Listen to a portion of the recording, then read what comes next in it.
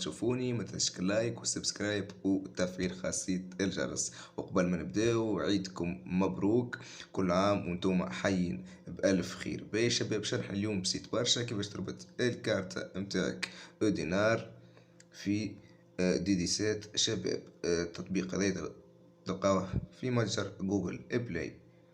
نفتحوا التطبيق متاعنا، نشرح لكم كل شيء بالتفصيل. باهي شباب، عندنا الخانة الأولى تربط الكارت متاعك دينار، فما حتى مشكل. أنا باش نشرح لكم الطريقة.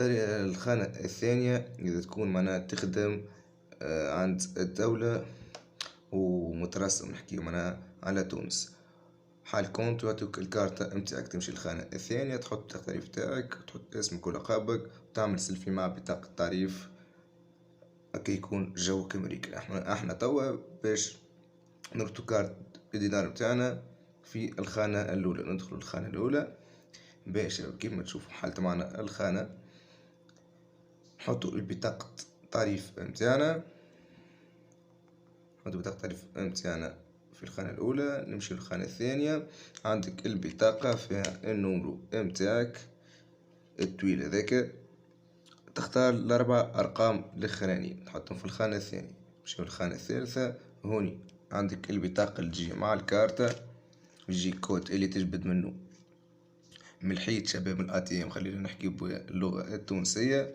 تقيدو في الخانة الثالثة. باهي هوني تحط نمرو التليفون متاعك، وبعد تأكد كل المعلومات متاعك، وبعد تعدي على روحك. باهي شباب، نتعداو الخانة الثانية باش يجيك SMS على الهاتف، جانا SMS أو الميساج شباب نقيدوه.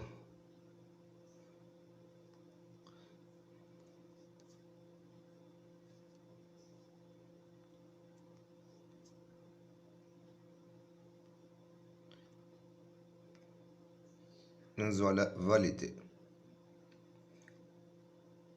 باهي شباب، في الخانة الثالثة تعمل الباسورد متاعك. باهي شباب، بعد ما كملنا حطينا المود باس، نتعداو للخانة اللي بعد.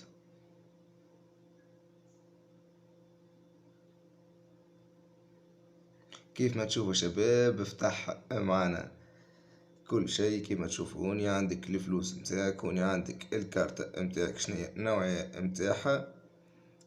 باهي شباب، قبل ما ننهيو الفيديو، اللي باش يعمل الكارتة متاعو يهز نسخة التعريف ويهز بطاقة التعريف متاعو ويهز 13 دينار، ويمشي للبوسطة ويعمل كارتة على روحه دينار شباب، تاخوها بالوقت ما فما حتى مشكل. باهي شباب، ان شاء الله ما كونش طولت عليكم. متنسوش اللايك والسبسكرايب وتفعيل خاصية الجرس باش تتوصلوا بكل ما هو جديد.